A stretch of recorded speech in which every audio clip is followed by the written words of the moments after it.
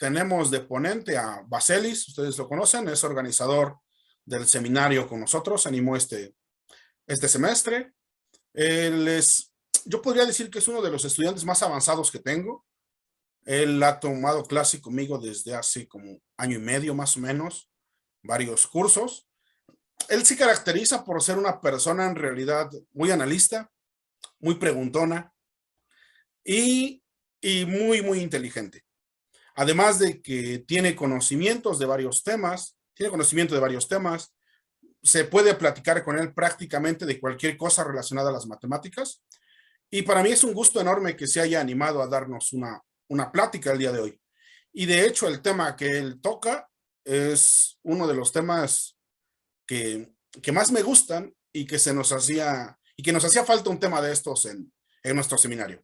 Él nos va a hablar sobre pinceladas de filosofía, un vistazo a las paradojas. Adelante, Vaselis. Bueno, muchas gracias. También recuerden que las dudas se las dirigirían a Abigail y a Espinosa Loyola. Y bueno, pues vamos a comenzar. Primero, muchas gracias a todos por asistir y principalmente a Loyola y Abigail por permitirme estar aquí. Bueno, ahora vamos a comenzar de verdad. Desde los albores de la razón, las paradojas han causado fascinación e incomodidad en los seres humanos.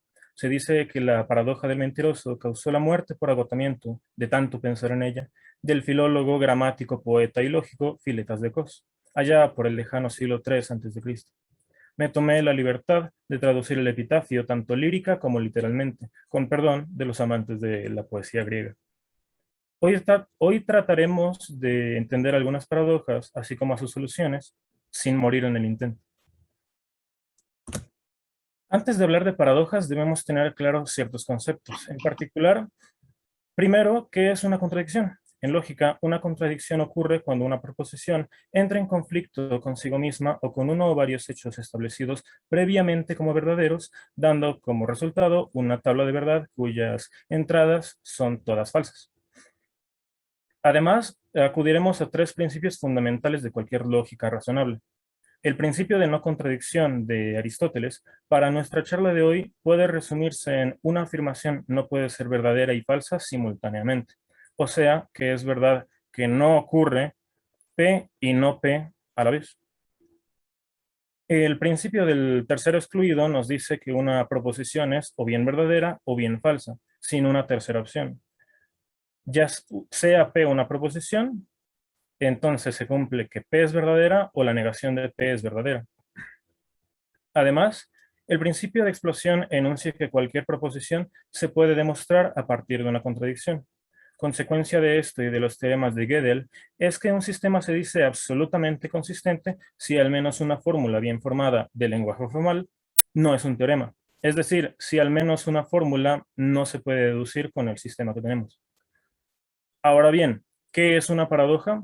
Atentos a esto, según Eric Weinstein, pues un enunciado que parece autocontradictorio o que va en contra de las expectativas. Una clasificación útil es la dada por Quine, quien las clasificó según su grado de verdad como falsídicas, verídicas y antinomias. Una paradoja verídica es cualquier conclusión que al principio parece absurda, pero que tiene un argumento que la... Por otro lado, una paradoja es falsídica si la premisa no solo parece absurda en principio, sino que también es falsa, habiendo una falacia en la supuesta demostración. ¿Podríamos acaso decir simplemente falacia en vez de paradoja falsídica? Exactamente. Una falacia puede llevar a conclusiones correctas que no son sorprendentes. Pero una paradoja falsídica debe usar una falacia, una conclusión tanto sorprendente como falsa. Además de estas, existen también las antinomias o paradojas legítimas, las más terroríficas de esta clasificación. Una antinomia es un enunciado que es verdadero si y solo si es falso, atentando contra el principio de no contradicción. Estas son las que normalmente se entienden como paradojas, pero según esta clasificación, estas solo son un tipo particular de paradojas. Estas son las que en Mac se enseñan tradicionalmente como paradojas. A las paradojas verídicas y falsídicas Curry las denomina pseudoparadojas por no presentar una contradicción fáctica, tangible, verdadera. Además de la clasificación de Quine, Graham Priest añade una categoría más, la dialetheia, o que yo me limito a traducir como dialetheia. Es un enunciado que es verdadero, cuya negación también es verdadera, atentando así contra el principio de no contradicción y también contra el principio de explosión, pero solucionando en teoría ciertos antinomios. De esta categoría no hay ejemplos, pues aún se debate si pueden existir siquiera o no. La clasificación recién descrita se puede ver de la siguiente manera. Veamos algunos ejemplos de cada categoría. En la categoría de falsídicas, es decir, aquellos resultados que no solo son absurdos en principio, sino que tienen un error en el razonamiento, tenemos, para empezar, a una de las más famosas, Aquiles y la tortuga, formulada por Zenón de Elea, la cual parece demostrar que un corredor más rápido nunca podrá alcanzar uno más lento. Zenón plantea lo siguiente. Aquiles disputará una carrera contra una tortuga y él le concede una ventaja inicial, suponiendo que ambos comiencen a correr a una velocidad constante, Aquiles muy rápido y la tortuga muy lenta. Tras un tiempo finito, Aquiles correrá hasta alcanzar el punto de partida de la tortuga. Durante este tiempo, la tortuga ha corrido una distancia más corta.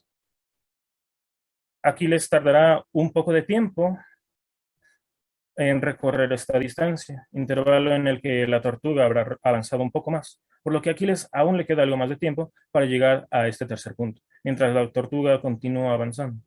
Por lo tanto, cada vez que Aquiles llega a algún lugar donde ha estado la tortuga, todavía tiene algo de distancia que recorrer antes de alcanzarla.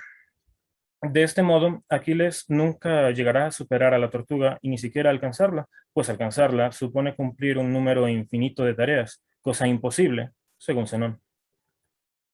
Esta paradoja hoy sabemos que es falsídica, y el truco es la idea de que una suma de términos infinitos puede dar un resultado finito, cosa que no se sabía, por supuesto, en la época de Zenón. También vale la pena considerar que el tiempo en que Aquiles alcanzó un punto donde la tortuga estuvo no es siempre el mismo. Ahora veamos el razonamiento. Para simplificar, supongamos que Aquiles es simplemente 10 veces más rápido que la tortuga y la ventaja conseguida es de 10 metros. Cuando Aquiles recorra 10 metros, la tortuga habrá recorrido 1. Cuando Aquiles alcance este metro, la tortuga habrá recorrido 10 centímetros, etc. Así podemos plantear la siguiente serie geométrica, cuyo resultado es finito. Esta describe el comportamiento de Aquiles en la carrera y nos da el momento exacto en el cual Aquiles alcanzará a la tortuga. Las siguientes son los segmentos de líneas verticales de Cavalieri. Antes del cálculo integral era un gran problema calcular áreas de objetos no elementales. Por supuesto, áreas de figuras tales como la del círculo o del rectángulo se saben calcular desde la antigüedad sin problemas, pero áreas de figuras más extrañas se resistían. En esta época, el matemático Bonaventura Cavalieri propuso un método para reducir el problema a las formas geométricas que ya conocemos. Imaginó a las figuras como un montón de segmentos de líneas verticales y entonces simplemente moviendo esos segmentos crearía otra figura con la misma área. Aunque esta idea parecía incorrecta, trajo implicaciones sumamente desagradables.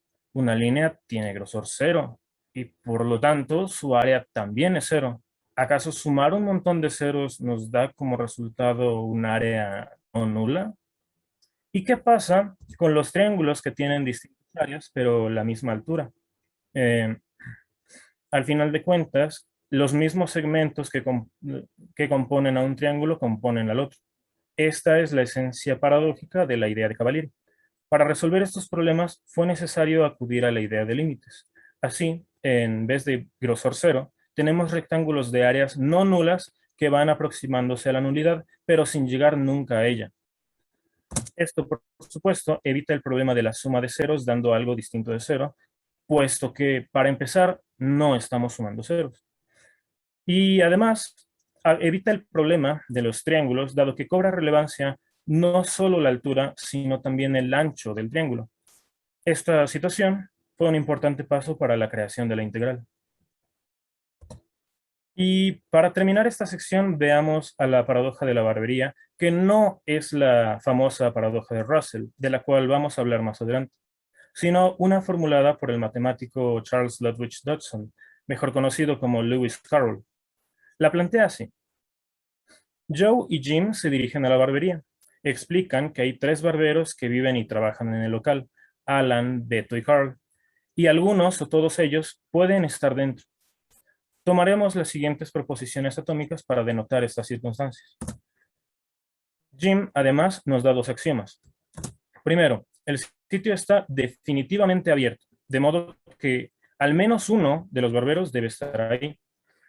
Segundo, nos dice que Alan es muy nervioso, por lo que nunca deja la tienda a menos que Beto vaya con él. Ahora bien, según Jim, Carl es un barbero muy bueno y quiere saber si Carl estará ahí para afeitarlo. Joe insiste en que es seguro que Carl esté ahí y asegura poder demostrarlo formalmente. La pseudoparadoja en cuestión empieza desafiando el sentido común. ¿Es verdad eso de que una contradicción surgida de asumir algo sobre una hipótesis inicial demuestra la falsedad de tal hipótesis inicial? La respuesta corta, como han de esperar, es que no. Pero para entender por qué no, es conveniente acudir a la hoy bien entendida lógica moderna y en particular a nuestro conocimiento de la implicación. Joe argumenta lo siguiente. Supongamos que Carl está fuera. Demostraremos que esta asunción produce una contradicción. Si Carl está fuera, entonces sabemos esto. Si Alan está fuera, entonces Beto está dentro, por el axioma 1, pues debe haber alguien que esté atendiendo la barbería. Pero también sabemos que siempre que Alan se va, se lleva a Beto con él. Entonces, como regla general, si Alan está fuera, entonces Beto está fuera. Los 2 enunciados a los que llegamos son incompatibles, puesto que si Alan está fuera, Beto no puede estar dentro y fuera simultáneamente, pues constituye una contradicción. Así debemos abandonar nuestra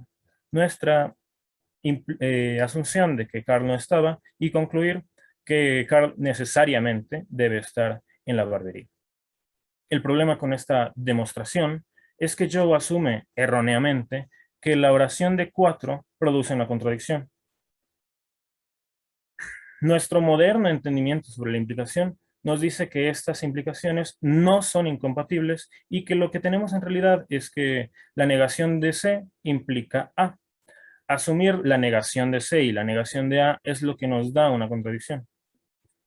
Esto solamente significa que Carl no tiene que estar fuera necesariamente, pero si lo está, entonces Alan debe estar dentro.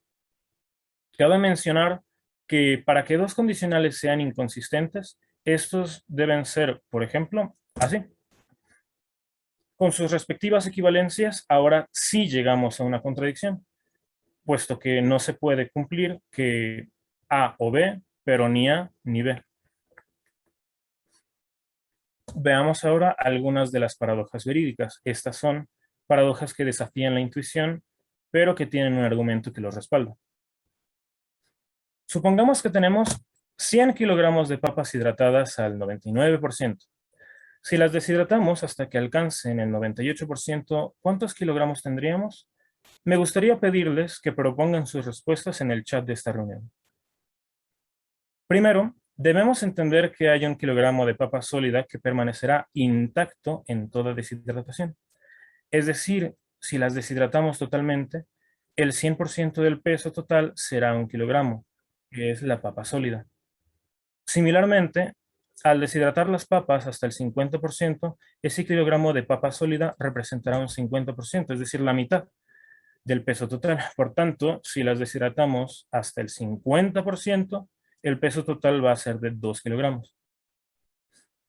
Ahora bien, el problema que nos ocupa, deshidratándolas hasta que alcancen el 98%, el kilogramo de papa será, de papa sólida, por supuesto, será el 2% del peso total. ¿Cuánto es el peso total? Con álgebra simple podemos obtener la respuesta. En el primer caso, 1 kilogramo representa el 1%, 1 kilo de 100. 1 kilogramo de un total de 100 kilogramos. Por tanto, si 1 kilogramo representa el 2%, representará 1 kilogramo del total, que es 50 kilogramos. Contrario a nuestra intuición, que nos podría sugerir que las papas, al ser deshidratadas, van a pesar 98, 95 kilogramos. Toca ver la paradoja de la banda elástica. Supongamos una hormiga inmortal que solo puede caminar hacia adelante en una banda elástica ideal cuya longitud inicial es de 1 kilómetro. La hormiga empieza a caminar sobre dicha banda desde uno de sus extremos a paso firme de 1 centímetro por segundo, relativo a la banda, por supuesto. Al mismo tiempo, la banda empieza a estirarse a un ritmo constante de 1 kilómetro por segundo, de modo que tras el primer segundo la banda se estira hasta los 2 kilómetros, tras el próximo segundo se estira hasta los 3, etc. ¿Alcanzará la hormiga el otro extremo de la banda? De nuevo, me gustaría que me dijeran qué piensan ustedes en el chat. Una forma de responder esta pregunta es con un acercamiento discreto del problema, midiendo el progreso de la hormiga tras cada segundo.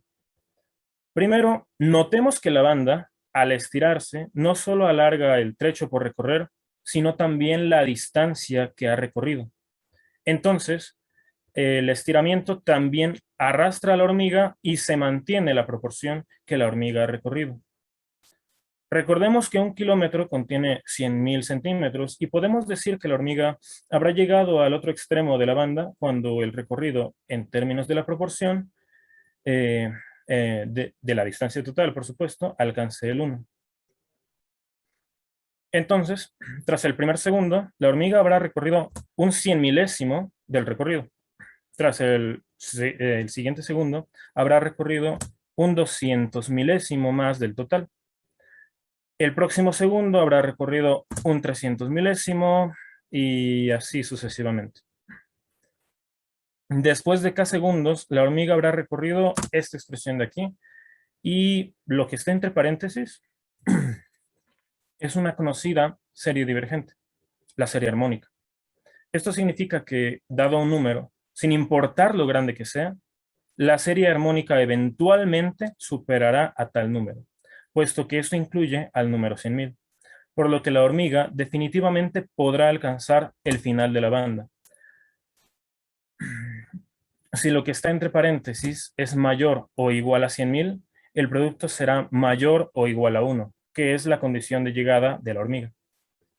De hecho, la hormiga alcanzará el otro extremo sin importar si cada segundo se mueve una centésima de milímetro y la banda crece un año luz, siempre que el crecimiento de la banda sea constante. Una pregunta que vale la pena plantearse es, ¿cuánto tiempo se tardará en llegar? Bueno, esta pregunta no la responderemos en esta charla. Para finalizar esta sección, veamos la paradoja del cumpleaños, una de las más famosas de esta categoría. De un conjunto de 23 personas, establece esta paradoja, elegidas aleatoriamente, por supuesto, la probabilidad de que al menos 2 de ellas cumplan años el mismo día es mayor al 50%. Con 57 personas es mayor al 99%. ¿Cómo? ¿Por qué? ¿No hay algún tipo de error? ¿Cómo puede ser que se alcancen estas probabilidades con tan pocas personas? Para empezar, será mucho más sencillo calcular la probabilidad del complemento de esta probabilidad, es decir, que de n personas ninguna cumpla años el mismo día. Dado que además estas son las únicas dos posibilidades y son mutuamente excluyentes, la probabilidad que nos interesa va a ser igual a 1 menos la probabilidad de su complemento. La probabilidad de que de 23 personas ninguna cumpla años el mismo día estará dada por el siguiente producto que enuncio aquí. Dado que la segunda persona no debe concluir cumpleaños con la primera, la tercera no puede compartir cumpleaños ni con la primera ni con la segunda, y así hasta la persona enésima. Esto se puede plantear acudiendo a los principios básicos de conteo. Notemos que el numerador siempre será menor o igual al denominador en esta expresión de aquí que resulta ser equivalente. Ahora, en el caso de n igual a 23, el resultado de este producto es aproximadamente esto de aquí.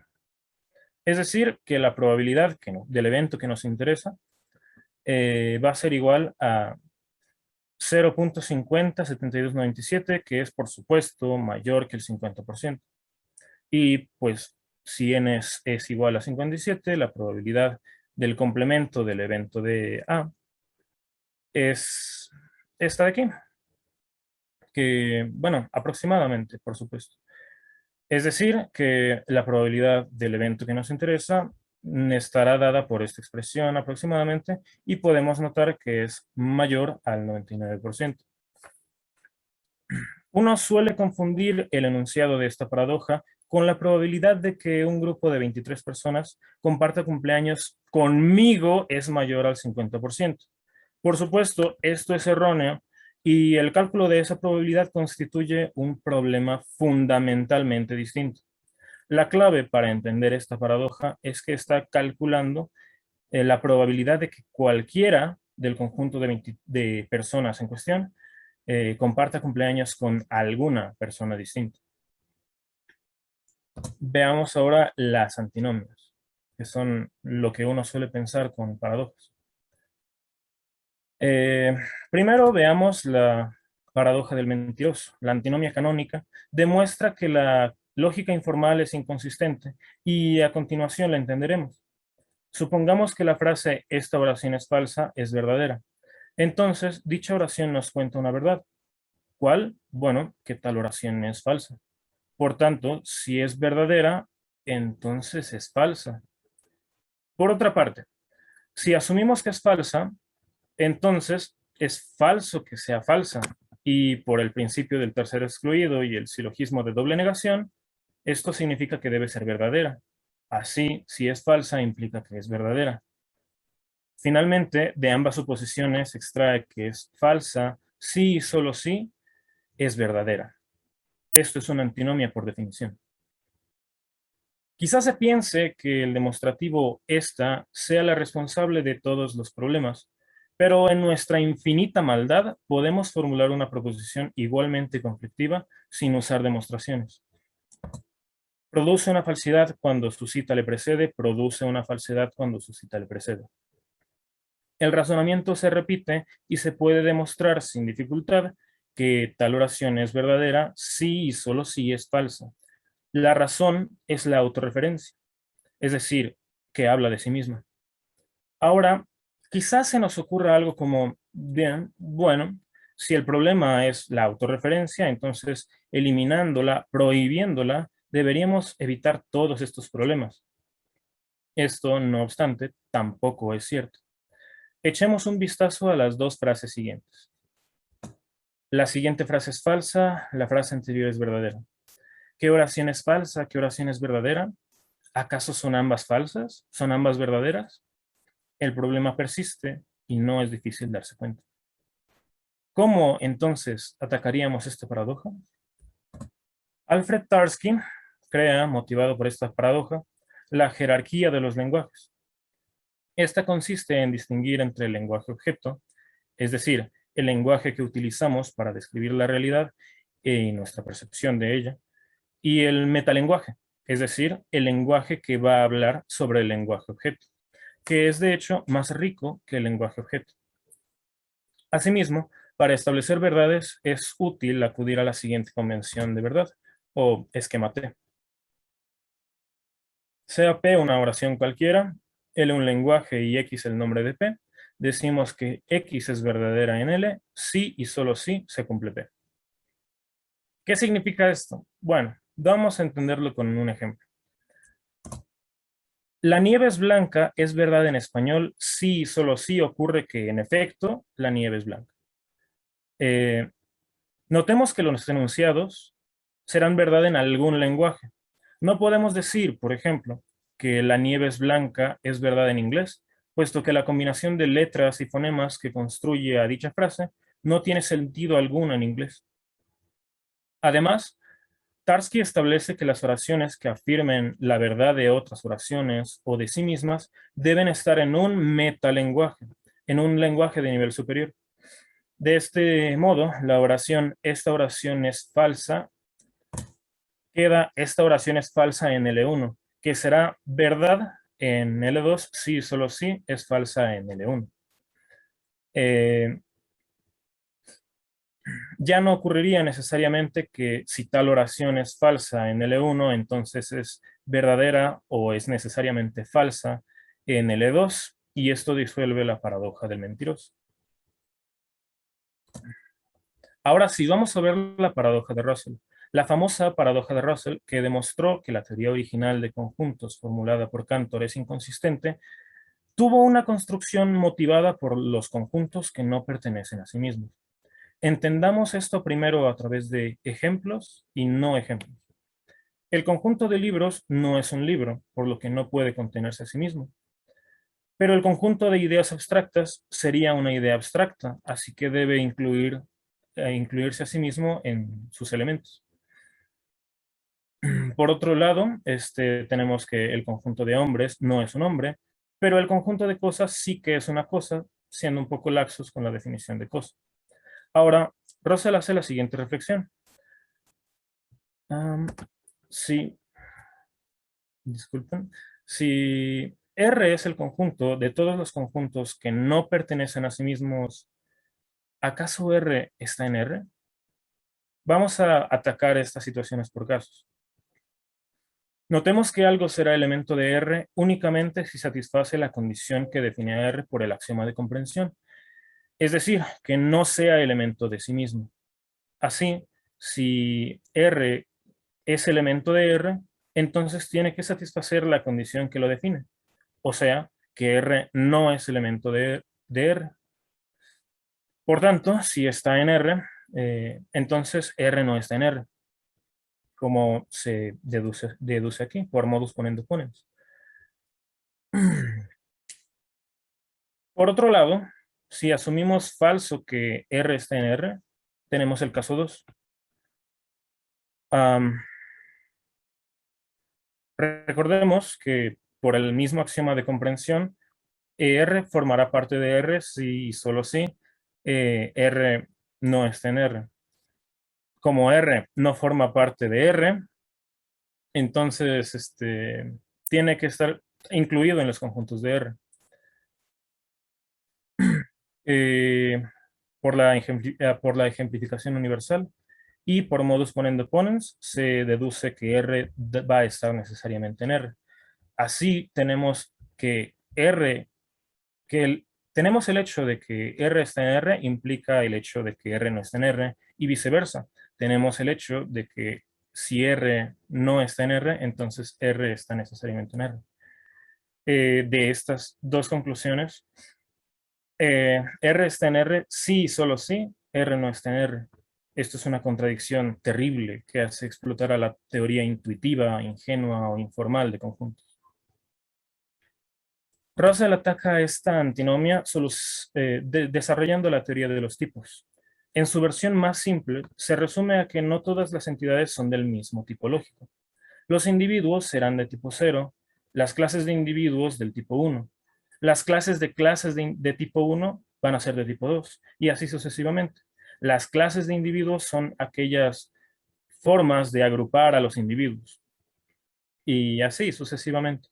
En esta teoría, solo se puede afirmar o negar la pertenencia de una clase de tipo n a una de tipo inmediatamente superior n más 1. Por ejemplo, podemos decir que una manzana es una fruta, pues la manzana es de tipo 0 al ser un individuo y la clase de frutas es de tipo 1. Pero no podemos decir que la clase de frutas es o no es en sí misma una fruta, porque ambas clases son del mismo tipo, el 1. Así, expresiones como R es elemento de R carecen de sentido, desapareciendo así la paradoja.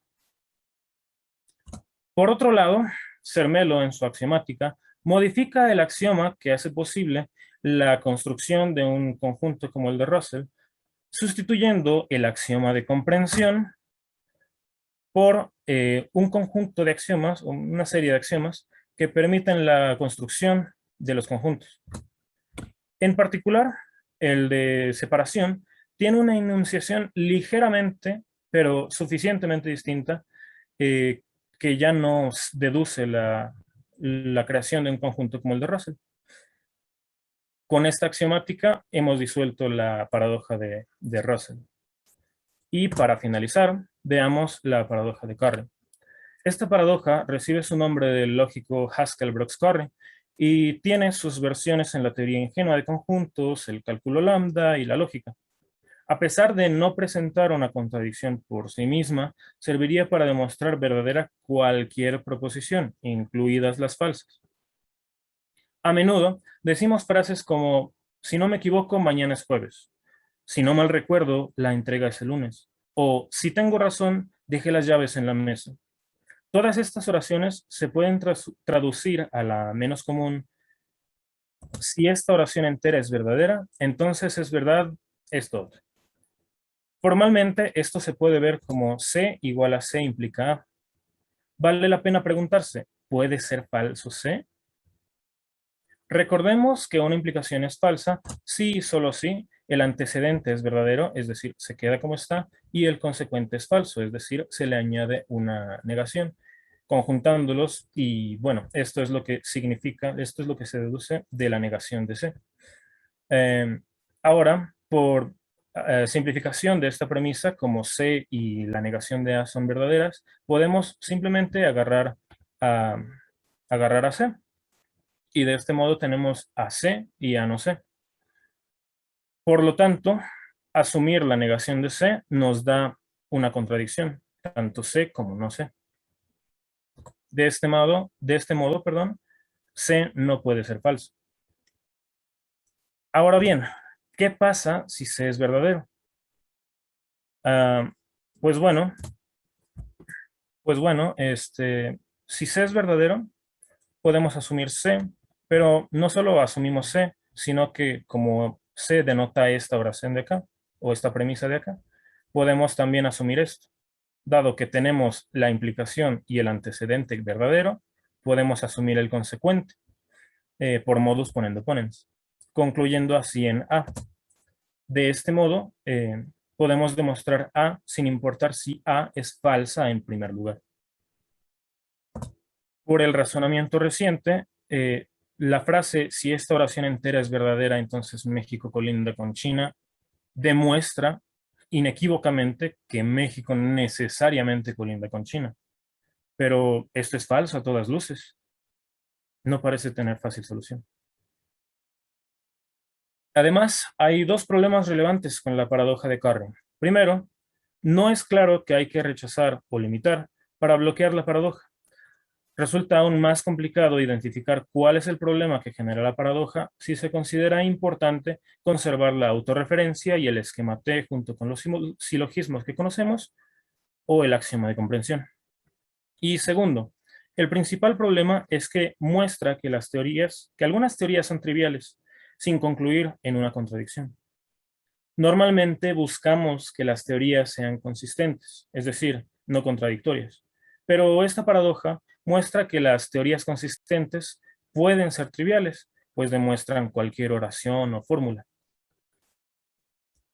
La lógica conversacional de Grice restringe que oraciones como las de los ejemplos, dados por supuesto en el lenguaje coloquial, construyan una proposición como la mencionada en la paradoja de Curry. Esto es, que C sea igual a la implicación entera de C igual a A. Pero este enfoque es más bien pragmático en lugar de formal. Otra disolución consiste en prohibir el supuesto de que C implica A pueda ser nombrado C en primer lugar. Como vemos aquí en la lógica formal, se dice la paradoja de Curry se apoya en el hecho de que se puede etiquetar a C implica A con el nombre de C. Esto, sin embargo, no es válido. El siguiente teorema demuestra el cambio de nombre. Este de aquí. Para todo A existe un X, tal que X es igual a A. Y no se puede particularizar esta fórmula a X implica Y, dado que el alcance de X está dentro del alcance de A. Si usamos escolemización, podemos escribir la fórmula como que existe una F para toda A, tal que F de A es igual a A. Pero entonces la particularización queda como F de X implica Y es igual a X implica Y, que ya no produce contradicciones. Ahora, como últimas ideas, me gustaría defender a la autorreferencia y la contradicción. Como hemos visto, la autorreferencia puede traer graves problemas, pero esto no es motivo para prohibirla, pues también puede enriquecer a la teoría. Por ejemplo, hay teoremas que utilizan un argumento de autorreferencia para su demostración, a saber, los teoremas de incompletitud de Gödel, que requerirían de su propia charla para abordarlos adecuadamente, o el teorema de indefinibilidad de Tarski, entre muchos otros. La autorreferencia también es útil para la recursividad, cumpliendo tareas que los algoritmos iterativos o secuenciales no pueden, y ha sido utilizada para resolver el problema de la detención, entre otras cosas. Por otra parte, la contradicción es una herramienta poderosísima para demostrar teoremas, a saber, argumentos reductio ad absurdum, que es simplemente una expresión latina para demostrar por contradicción, son capaces de demostrar propiedades como la infinitud de los primos, la irracionalidad de la raíz cuadrada de 2 y bastantes otras más, que otros métodos de demostración no pueden o hacen muy laboriosos. Esta forma de razonamiento se justifica con que de un conjunto de premisas consistentes se puede deducir una proposición si y solo si la negación de dicha proposición produce una contradicción. Ahora, bueno, sí, muy bonito y todo, pero ¿qué me importa? ¿Por qué es relevante? ¿Qué tiene de necesario que les brindemos, que les proporcionemos nuestro tiempo, nuestro valioso tiempo? Pues, primero que nada, sirven para fomentar el pensamiento crítico. Hoy se sabe que muchas paradojas son más bien argumentos inválidos, pero aún así son valiosas para promover el pensamiento crítico a través de encontrar el error en el razonamiento y también de domar la intuición. Las vistas en los ejemplos de verídicas nos enseñan, a estar conscientes de que nuestra intuición puede estar equivocada y a no confiar tanto en lo que el sentido común nos dice que es obvio, pues el sentido común resulta ser de todo menos común. También para enriquecer las teorías. Paradojas como las antinomias revelan que algunos de los conceptos y definiciones que asumíamos como rigurosos son en realidad erróneos y necesitan ser analizados, cosa que ha causado la redefinición de algunos axiomas y esto, por supuesto, ha enriquecido a la teoría a la que éstas pertenecen. Además, algunas paradojas tienen aplicaciones prácticas. La paradoja del cumpleaños, por ejemplo, tiene implicaciones importantes respecto a la vulnerabilidad de algunos criptosistemas. No quiero entrar en detalle al respecto porque esto se está grabando. Y finalmente, no quiero que se vayan de aquí con la idea de que les he hablado de todas las paradojas. Dejé muchas en el tintero por cuestiones de tiempo. Y mucho menos quisiera que piensen que todas ellas ya han sido resueltas. Aún quedan muchas esperando a ser planteadas, e incluso de las planteadas hay muchas esperando a ser resueltas. Mismamente, las disoluciones y resoluciones de las antinomias vistas aquí, no están exentas de críticas. Asimismo, me gustaría instarles a indagar en todo esto si es que les he despertado la chispa de la curiosidad, pues, como dijo Sócrates, yo solo sé que no sé nada. Muchas gracias.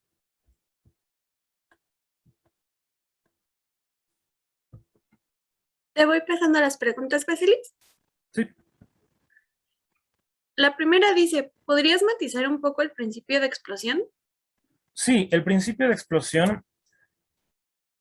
Primero recordemos que una implicación es verdadera si o bien ocurre que el antecedente es falso o bien ocurre que el consecuente es verdadero.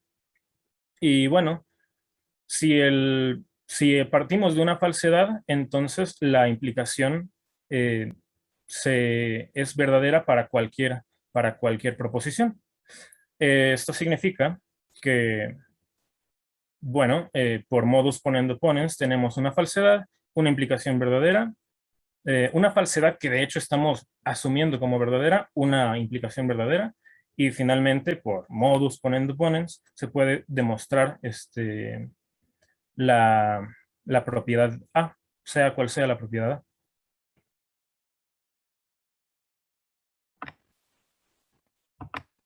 La siguiente dice, ¿cuál es el objetivo de clasificar las paradojas según su grado de verdad? Eh, Principalmente para poder hablar de ellas. Claro, la clasificación de Quine no es la única paradoja relevante, perdón, no es la única clasificación relevante, ah, pero pues es útil para hablar de ellos.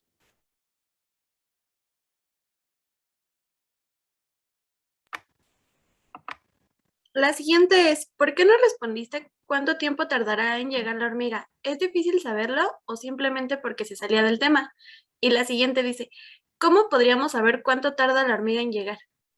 Sí, esas preguntas yo las preví.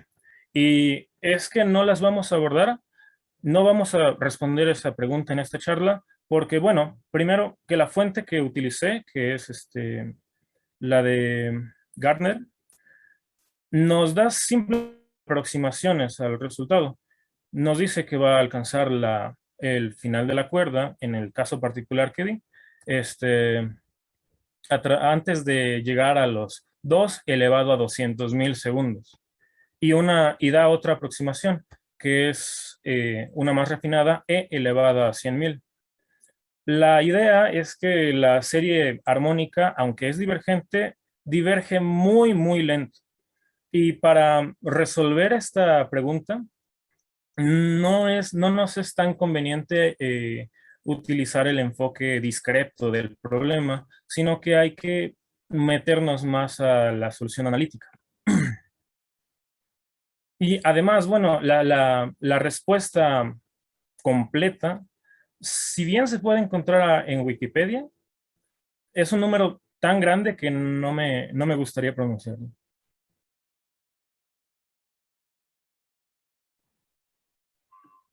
La siguiente es, en el caso de la hormiga y la banda elástica, creo que el problema que suele presentarse es, en parte, que asumimos que la banda se estira al frente y no detrás de la hormiga, además del engaño por las cifras que se manejan. Entonces, este tipo de paradojas vienen comúnmente de sutilezas en la enunciación o esta no es la norma. Eh, Puede ocurrir.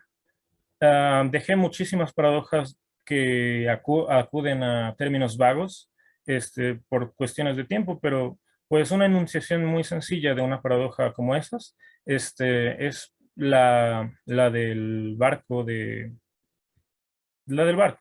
Este, esta nos dice que si consideramos que un barco es de alguien en particular y le estamos reemplazando piezas indefinidamente, va a llegar un momento en el que el barco en cuestión ya no sea el barco original y pues es la pregunta de en qué momento deja de ser el mismo barco.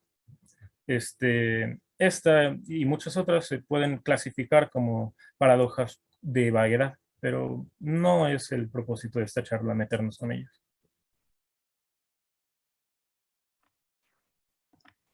La siguiente dice, ¿las paradojas dependen del lenguaje que se está considerando? Sí, no.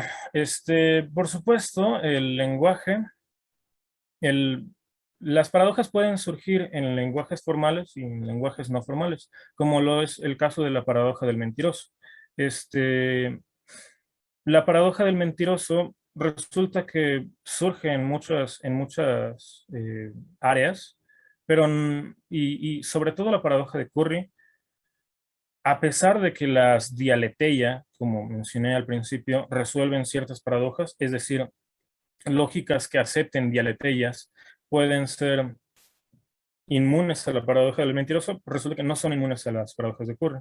La construcción de ciertas paradojas puede ser dada a través del lenguaje natural, lenguaje objeto, o puede ser dada a través de un lenguaje formal y pues no es tan dependiente del lenguaje como tal. Pero claro que pueden ser construidas por el lenguaje.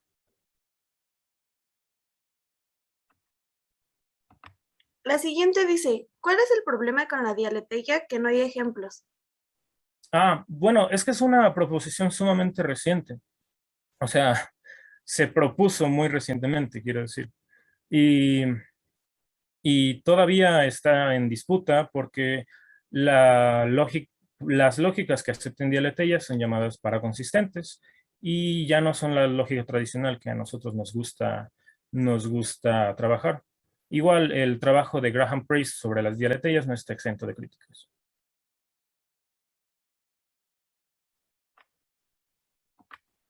La siguiente dice, ¿de qué va el problema de la detención? El problema de la detención es, es determinar si un algoritmo, para cualquiera que éste sea, va a llegar a un final o no. La demostración de que, bueno, la solución, primero que nada, es que es un problema irresoluble. No se puede saber si va a terminar o no un algoritmo dado. Y el argumento que utiliza para demostrarlo es precisamente uno de autorreferencia.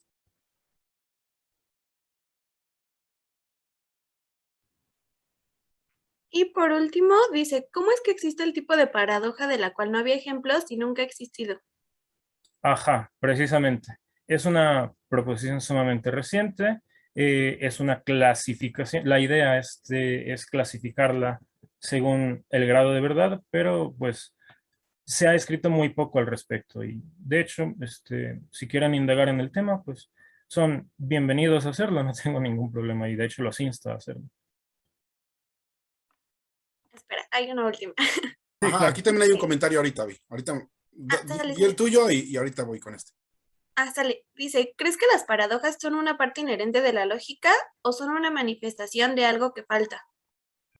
Yo creo, y esto es a juicio muy personal, que son algo muy propio de la lógica. Por supuesto, los sistemas que son algebraicos, como nos dice el teorema de incompletitud de Gödel, no pueden probar que son consistentes.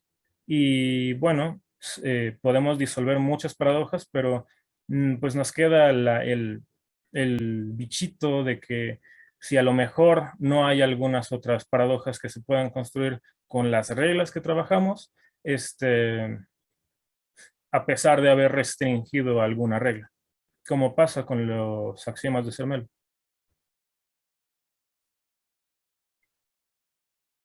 Ok. Aquí también hay un comentario, Baselis. Dicen que puede suceder que confundamos fenómenos contraintuitivos con paradojas. ¿Tú qué le responderías o cuál sería tu idea con respecto a esto? Acudiendo a la clasificación de Quine, los resultados contraintuitivos no dejan de ser paradojas, pero las paradojas que a nosotros nos gusta llamar como paradojas son las dadas como antinomias. Las paradojas que consisten en una contradicción consigo mismas o con principios que necesitamos que sean verdaderos formalmente. Así que, básicamente, yo diría que los resultados contraintuitivos, a pesar de no ser antinomias, siguen siendo paradojas, al menos en la clasificación que nos da Quine. Esto me genera una última pregunta, Baselis. Y esta sí ya va por mi cuenta. ¿La definición de paradoja la basaste en algún libro? Es decir, ¿hay libros que te definen de distinta forma las paradojas? Sí, claro, como dije antes, hay varias clasificaciones de las paradojas y por tanto también hay varias definiciones de paradojas.